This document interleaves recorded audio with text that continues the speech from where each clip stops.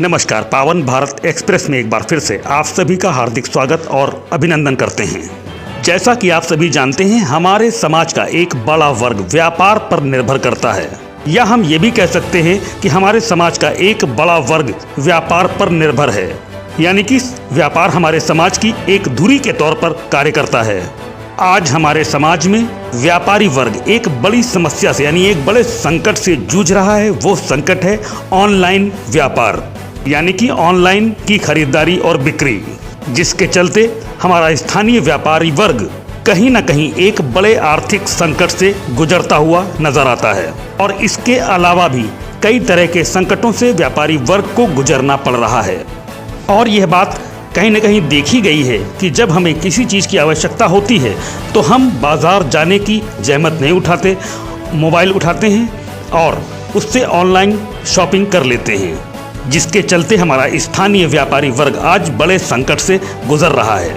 इसी कड़ी में आज उत्तर प्रदेश की राजधानी लखनऊ के अमीनाबाद के सेंट्रल हॉल में अमीनाबाद व्यापार मंडल के 18वें स्थापना दिवस के अवसर पर एक महत्वपूर्ण बैठक का आयोजन किया गया।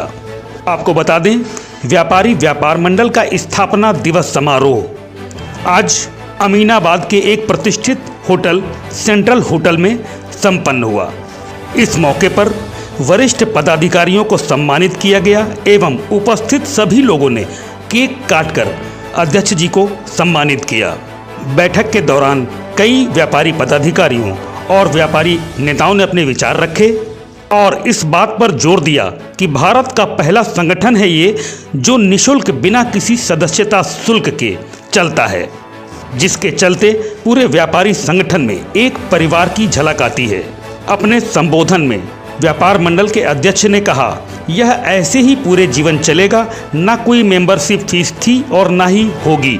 हम लोग स्वच्छ भारत की ओर बढ़ रहे हैं, समृद्ध भारत की ओर बढ़ रहे हैं एवं इसी तरह आगे भी चलते रहकर देश के विकास में हमें योगदान देना है, जो कि एक समृद्ध समाज के लिए अनिवार्य है। बैठक के दौरान पूरे लखनऊ के व्यापार मंडल के व्यापारी नेता, व्यापारी कार्यकर्ता एवं बड़ी संख्या में व्यापारीगण मौजूद रहे।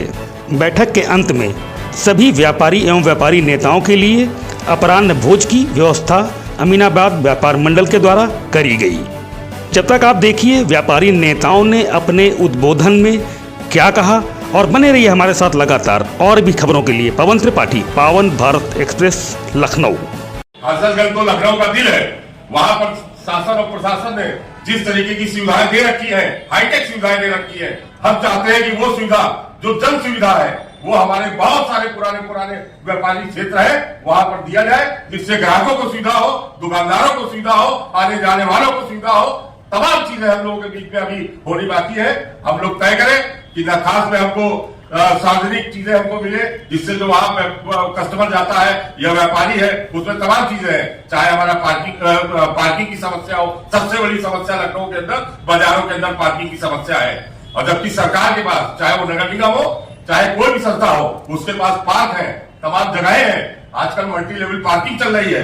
अगर सरकार अपनी इच्छा शक्ति को रख सकती है तो तमाम जगह पार्किंग बना सकती है। पर सुनवाई नहीं होती, तो हमारा फर्ज ये बनता है कि हम अपने पदाधिकारियों, जो वरिष्ठ हमारे अधिकारी हैं, उनको इस बात की सूचना दें और उनको चाहिए कि ये उस जगह पहुंचे और उस समस्या का निराकरण करें। मैं केवल इतना ही कहना चाहूंगा कि ये 18वें स्थापना दिवस के मौके पर मैं फिर आपको बधाई देना चाहता हूँ, भाई अरुण मिसाली को। संख्या बढ़ाने से सब कुछ मिलता है। हम 4 लोगों को ज्ञापन दे आए, अधिकारियों को दे आए, मुख्यमंत्री को दे आए, लेकिन जब तक दबाव नहीं बनाएंगे। संगठन मंत्री का कार्य मैंने काफी किया है और इसमें मैं वाणिज्य उद्योग दूध व्यापार में डायरेक्टर हूँ, दिल्ली से बनाया गया संगठन जो है उसमें छोटे छोटे जो जगह के संगठन है उन संगठनों को अपने संगठन में या तो विलय कराएं, नहीं जोड़ें। ये काम अति महत्वपूर्ण है। अगर आप यहाँ पे 10,000, 15,000, 20,000 की संख्या में यहाँ पे प्रोटेस्ट करेंगे तो मुख्यमंत्री भी सुनेंगे और यहाँ की मेयर भी सुनेगी और डीएम भी सुनेगा, सभी लोग आपकी बात सुनेंगे। 4 बातें होती हैं जीवन के किसी भी उम्र में अगर आप आगे बैठते हैं। क्या होती है? पहला शिक्षा, दूसरा संगति, तीसरा संस्कार और चौथा व्यक्तिगत पहचान। अभी व्यापार को बढ़ाने की बात कर रहे हैं हम लोग, हम उस पे आते हैं। छोटी छोटी बातें हैं ऑनलाइन ऑफलाइन इस तरीके की, मैं उस पर 2 मिनट प्रकाश डालता हूं कि क्या है। सबसे पहले आप जिस भी प्रोफेशन में हैं, आपको उसके बारे में अधिक से अधिक जानकारी रखनी चाहिए, जिस भी प्रोफेशन में है। तो सबसे पहले शिक्षा पे ध्यान देनी है। शिक्षा वो शेरनी का दूध है, जो पिएगा वो दहाड़ेगा। कई बार हम दूसरे को दोष देते हैं, संगठन अपना काम करेगा, हम अपने लेवल पे क्या कर सकते हैं, हम उसकी बात करते हैं। आप उसके बारे में मैक्सिमम जानकारी रखिए। एक व्यापारी सोचता है कि ग्राहक को क्या चाहिए, हम उस पे आएंगे। दूसरी चीज होती है संगति, कि वो वाक्य है जो हम लोगों ने पढ़ा था हाई स्कूल में, कंदल सीप भुजंग मुख स्वाति एक गुण 3, जैसी संगति बैठिए वैसे ही फल दी। भावार्थ में नहीं जाएंगे, आप सारे लोग जानते हैं। व्यापारी व्यापार करता है तो सबसे पहले क्या करता है, जो दिन भर में वो 1000-2000 रुपए पैदा करता है, तो अगर 2000 रुपए पैदा करता है तो उसमें 1000 रुपए वो लेके घर जाता है। घर जाएगा तो वो अपने घर में अपने घर वालों को देगा, अपने बच्चों को देगा, अपनी पत्नी को देगा। उस व्यापार उस पैसे से वो बाजार में परचेसिंग करेंगी। जब परचेसिंग करेंगी तो कस्टमर का मूवमेंट सब जगह बढ़ेगा। लेकिन हम लोग आजकल घर बैठे सुविधा लेना चाहते हैं, उसका परिणाम ये है कि बिजनेस धीरे धीरे घट रहा है।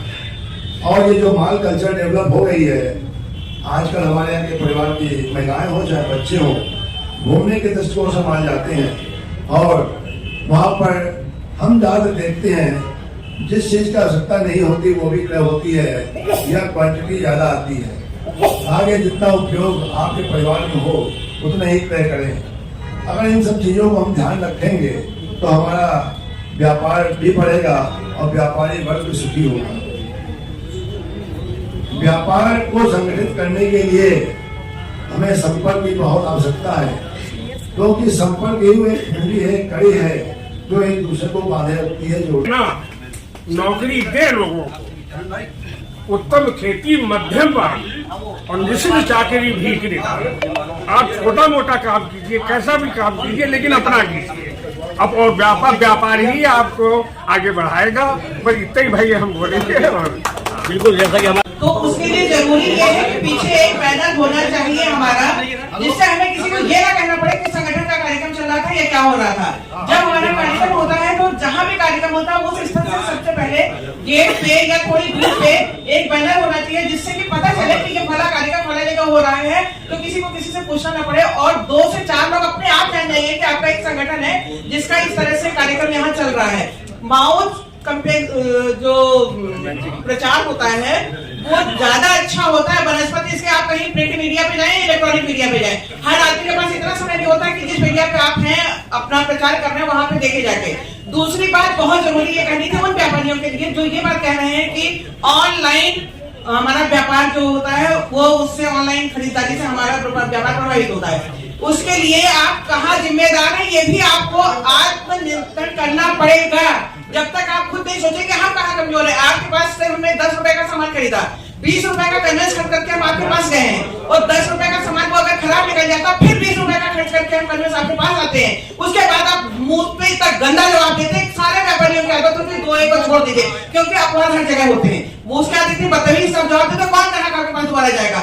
ऑनलाइन अगर हम कोई सामान खरीदते हैं 10 बार वापस करते हैं, 10 बार वो भाई इज्जत लेके जाता है, 4 बार मैसेज करता है कि आपको अब सुविधा है कि नहीं, आप हमसे सेटिस्फाई है कि नहीं। जब तक ये नीति आपके अंदर नहीं आएगी तब तक आप इसी तरह से आप अपना रोना रोते हैं। रोना रोने से किसी समस्या का हल नहीं होता। पहले आपको समस्या का समाधान कहाँ है अपने अंदर होती है। ये किसी तरह बोलते हैं, हर बार जहाँ कार्यक्रम होते हैं व्यापार वाले के चाहे बंसल साहब का हो वहाँ भी यही होता है। ऑनलाइन हो रहा है तो क्यों हो रहा है बताइए। आज के बच्चों के पास इतना टाइम नहीं है, बहुत समय निकाल के आपने इतने जद्दोजहद के बाद आपके पास पहुंचता है। उसके बाद अमीनाबाद की ही बात हम कर लेते हैं। यहाँ तक आने में हमको सिर्फ वही रोड पार करने 25 से 26 मिनट लग गया।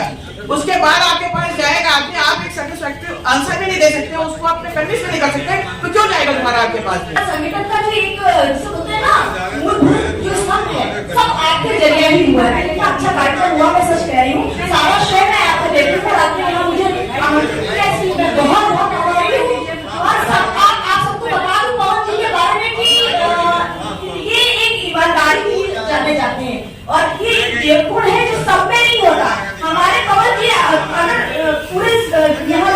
फेमस है तो आपकी ईमानदारी के लिए फेमस है, और ऐसे इंसान बहुत ही मुश्किल से